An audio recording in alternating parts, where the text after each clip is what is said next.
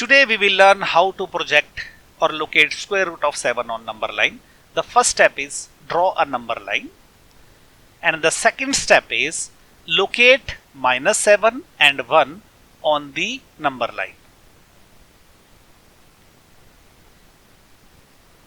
Now using compass, find the center point of 1 and minus 7, that is point M.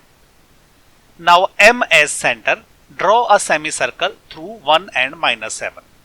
From 0 draw a perpendicular line till it intersects the semicircle at point I.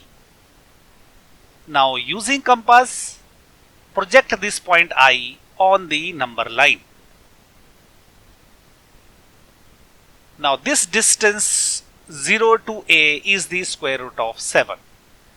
So using similar method you can find the square root of any number on the number line. Thank you for watching this video.